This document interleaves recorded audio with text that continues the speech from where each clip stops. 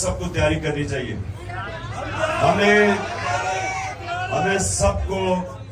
हमें सबको सड़कों पे इसलिए निकलना पड़ेगा कि ये जो कानून की हुक्मरानी का असल में मकसद होता है आजादी।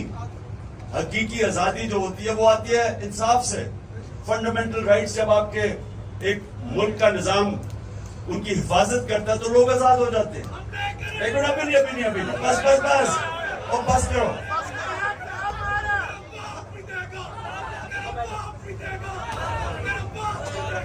देखो नारों से आजादी नहीं मिलती।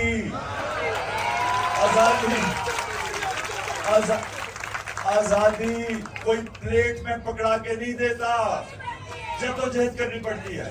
और उसके लिए हकीकी आजादी के लिए इंशाअल्लाह हमने पूरी तरह जद्दोजहद करनी है।